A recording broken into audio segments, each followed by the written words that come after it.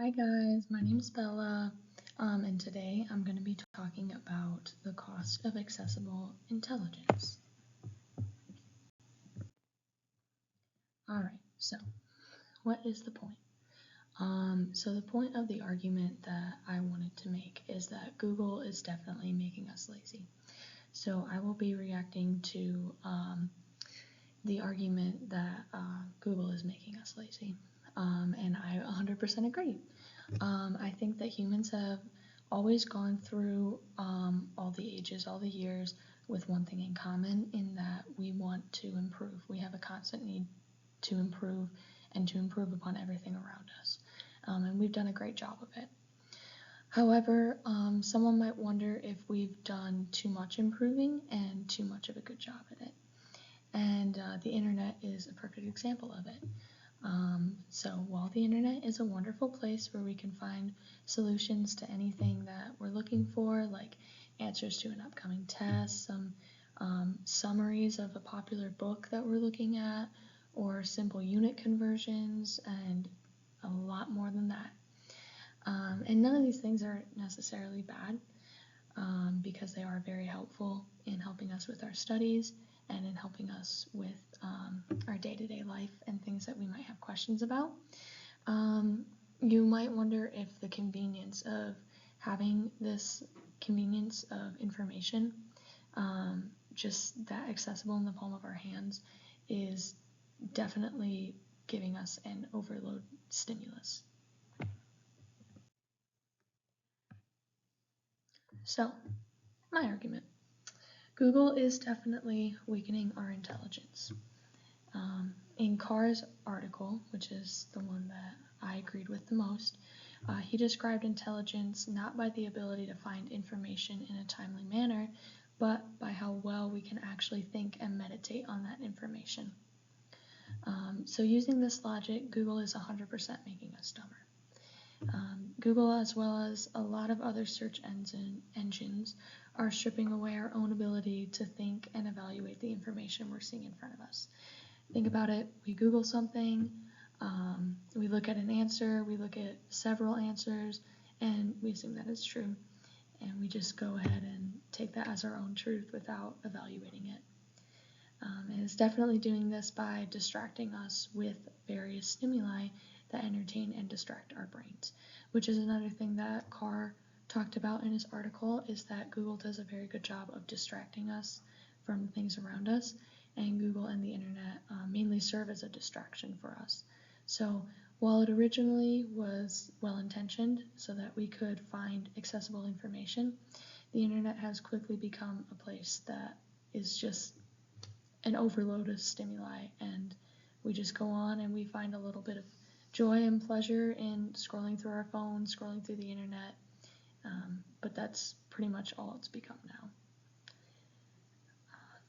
And like I said, we often find ourselves finding small little pieces of serotonin from these things that we see around us.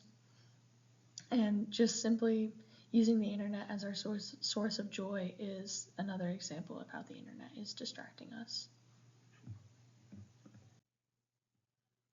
Now what I'm going to talk about is known as the Google effect, which I underlined there. So the Google effect was an experiment conducted in 2011 where researchers from science.org conducted this experiment to prove that people forget the information that they know is readily available on the internet.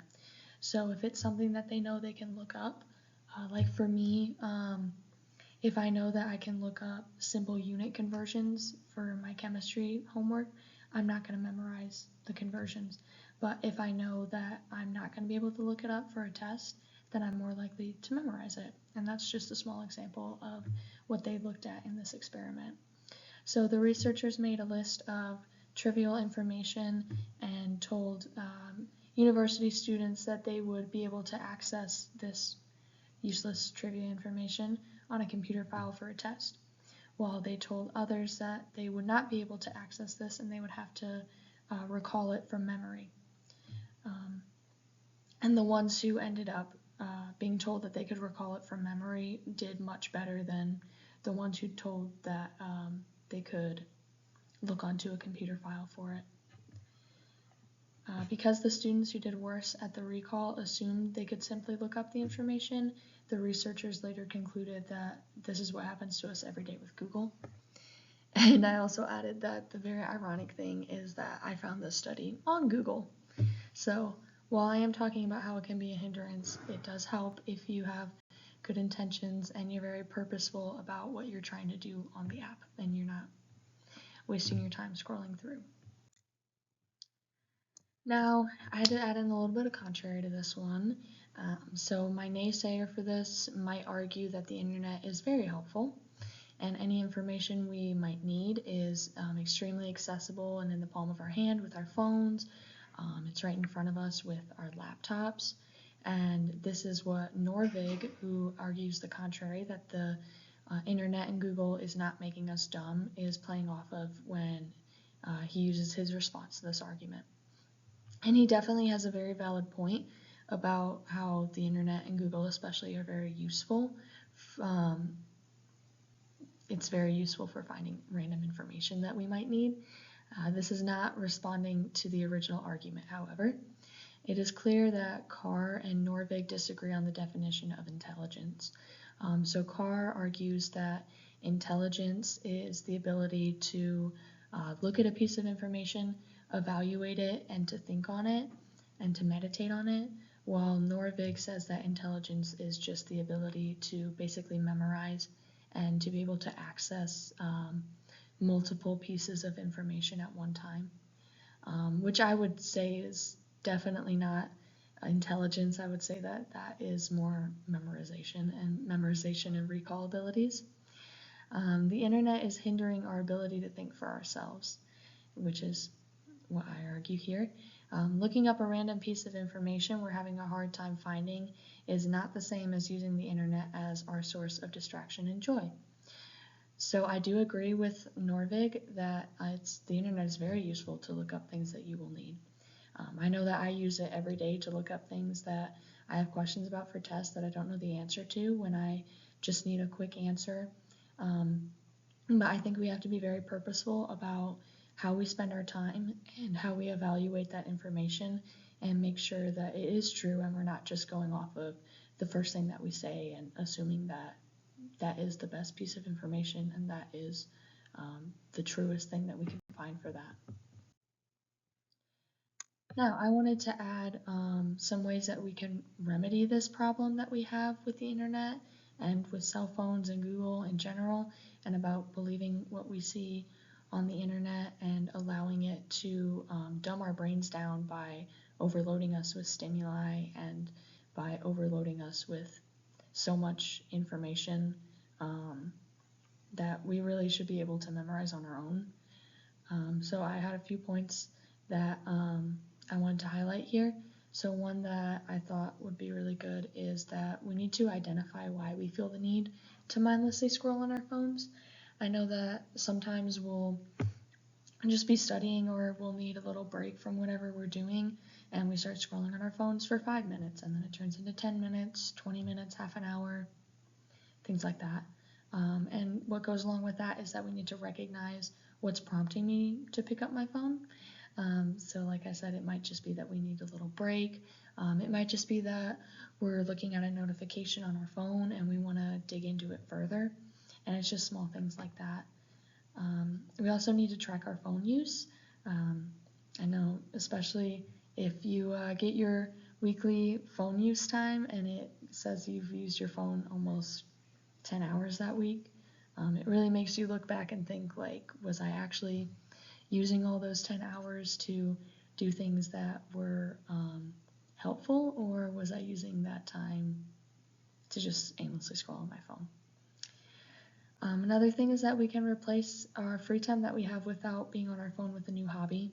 And my last one is just to keep it out of sight and out of mind. So for the next one, I wanted to highlight one of the ones that I said about finding a new source. So in the article by Carr, he states that the internet and Google is a huge source of distraction, and this kind of distraction keeps us from having a deeper connection that breeds rich thoughts, as Carr said. I personally believe that finding a new way to distract ourselves is the cure for the dilemma of the internet dumbing us down and distracting us and making us stupid. If we replace the time that we once used just aimlessly scrolling through Google on our phones with a new hobby, we would still be concentrating, and this way we'd be doing something that would trick our brains into thinking that we're taking a break from thinking. So something that I really wanted to point out is going for walks. So I love to go for walks when I feel like I'm being overstimulated, not just by my phone, but by homework and classes and everything else like that. Um, and going outside is really a great way to stimulate your brain with natural resources. Um, so this is, like I said, my example of a replacement stimuli. Um, I like to stow my phone away in my bag, and there's nothing but me in the outdoors. I can actually hear myself think my own thoughts and not just ones that I'm repeating from a TikTok video. Um, and I just recognize and think of the environment that's around me. So I look at the trees and the grass. I can feel the wind, I can hear it. I can look at all the animals that are outside, and I can really look at the beautiful creation that God has given to us in front of us. And I just think of how pretty and unique it is that I'm here in this moment and able to experience all of this. And as you can see, the more I talk about it and the more I think about it, the more I'm going to be distracting myself from my phone and from the things around me, which is usually why we need a distraction by going on our phones, is that the things around us are overwhelming us and they're making us feel like we need a break. So going outside and going for walks is a great way to have a natural break and to be able to distract yourself by things that you see outside and have your own unique thoughts and concentration that, as Carr said, will help breed rich thoughts. And then here is my works cited page for the articles that I use to help with this. Thank you. Have a great day.